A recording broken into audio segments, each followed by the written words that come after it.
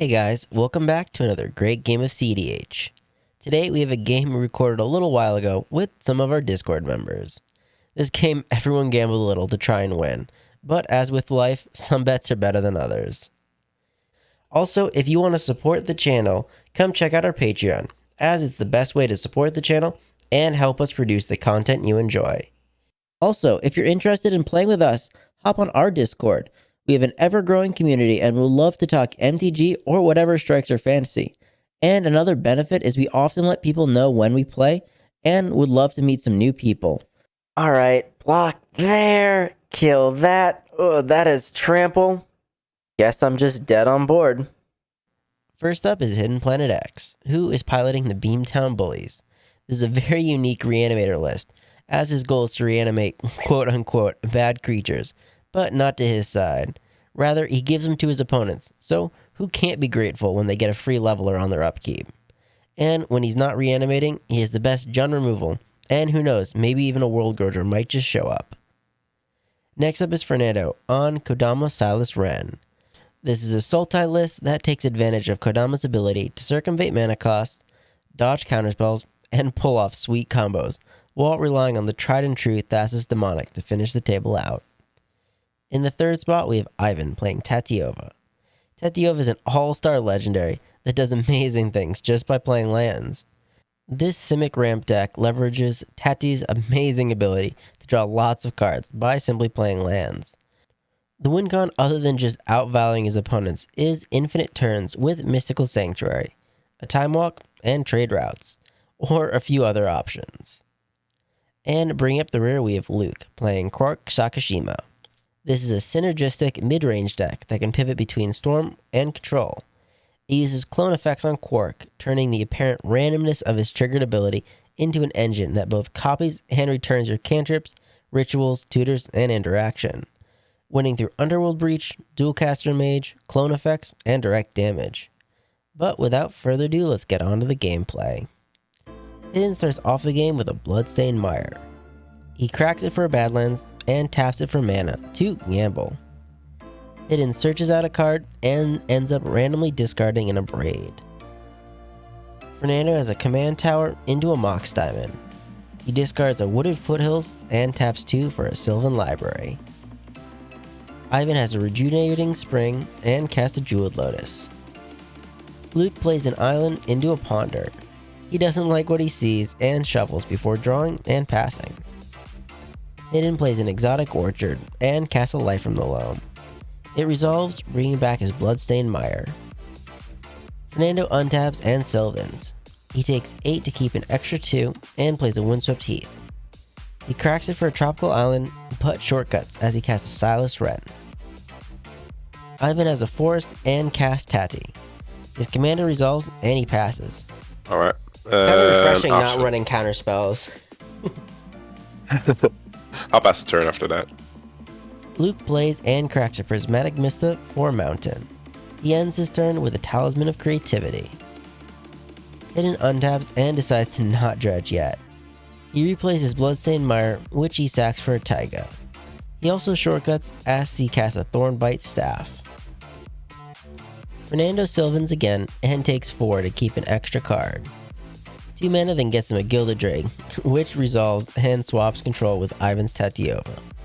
Fernando then plays a Boseiju as land and gains a life and draws a card off his stolen Tati.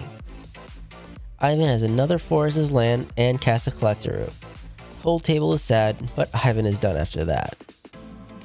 Apparently, Luke actually did need that extra mana, and instead he spends his turn just casting Quark, with hidden at his end step Nature's Claiming Fernando's Sylvan Library. Unfortunately, Fernando does have counter magic as he pays 2 life to Mental Misstep it. Hidden untaps and this time dredges his loam. Hidden doesn't really mill much, but he does need his mana, so he recasts the life from the loam to bring back and play his Bloodstained Mire.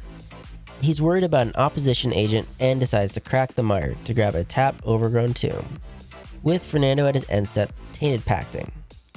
He starts exiling cards off the top, and notably he does exile a Moloku. He then continues until he finds an Eldritch Evolution. Fernando untaps and Sylvans. He takes another 8 and still can't find a land. He He then brainstorms and finally finds the land he needs, as he plays a Forbidden Orchard. He gets a life and a card draw off Taty, and then casts an Elves of Deep Shadows, passing his turn as he discards a card due to hand size. Ivan draws, but is really behind due to not having his commander. So he Eldritch Evolutions away the borrowed Gilded Drake.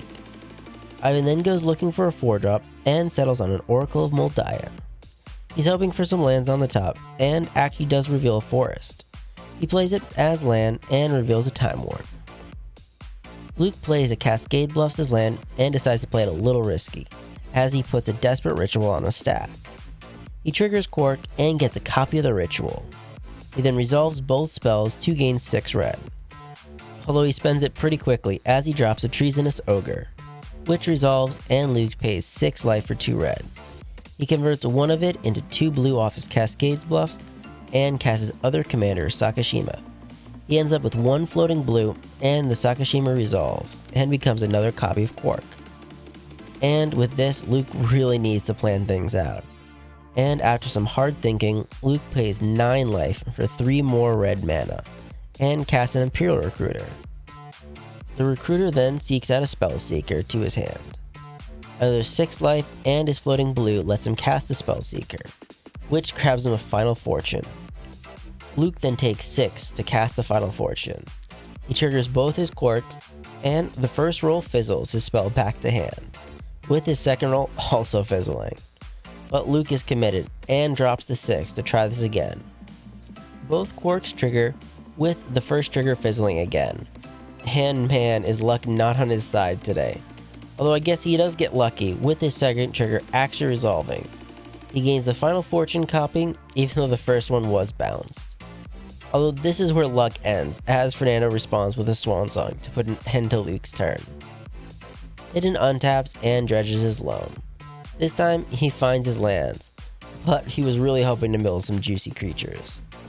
This really doesn't leave him with much, as he then recasts the loam to bring back 3 cards.